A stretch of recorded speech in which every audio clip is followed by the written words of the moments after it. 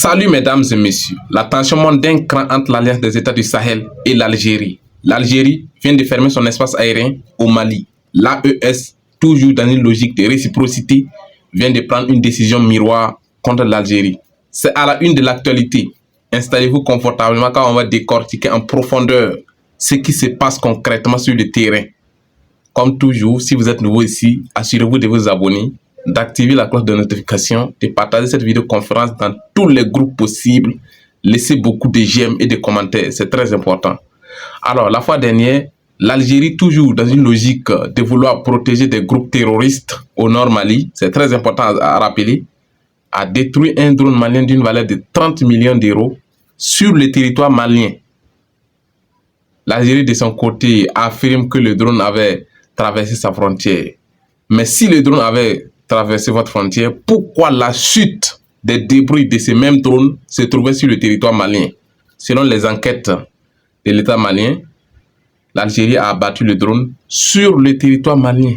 Et selon le droit international, ça c'est une déclaration de guerre directe et officielle contre le Mali.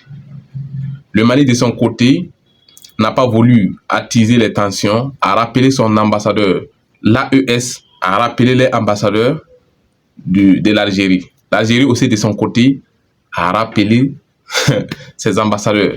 Aujourd'hui, nous sommes informés que l'Algérie vient de fermer son espace aérien au Mali. L'AES, de son côté, vient de fermer son espace aérien aussi de façon totale à tous les aéronefs à destination et tous les aéronefs qui étant sur le territoire algérien. Je vous rappelle que ça va porter un coup puissant à l'économie algérienne. Très important à rappeler. C'est de ça qu'il s'agit. Ils doivent maintenant contourner le grand espace aérien de l'AES.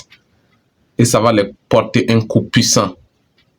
Alors, on ne sait pas ce que l'État algérien gagne en voulant protéger des individus qui opèrent sans foi ni loi, des individus qui massacrent des enfants et des bébés. Nous tous, nous avons vu la fois dernière le rapprochement entre l'Algérie et la France. Ils ont renoué les relations diplomatiques. Donc, ça ne surprend personne que les tensions montent. Nous tous, nous savons que c'est la France qui est derrière les terreaux au Sahel, en complicité avec l'Algérie. Nous voyons quelques influenceurs algériens toujours dans une logique hypocrite. Je vous ai toujours dit que ces individus n'aiment pas l'AES. Ils n'aiment pas l'AES. Donc, merci beaucoup de partager une fois de plus cette vidéo massivement dans tous les groupes pour montrer au monde entier le vrai visage de l'Algérie. Ils ont abattu le drone malien d'une valeur de 30 millions d'euros. Famille, c'est énorme. Sur le territoire malien, c'est une déclaration de guerre. C'est une déclaration de guerre et c'est de ça qu'il s'agit. L'Algérie est un État voyou, un État terreau.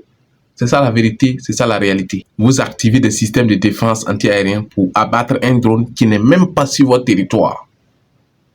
Est-ce que selon vous c'est normal? C'est totalement inacceptable et inadmissible le comportement du gouvernement algérien.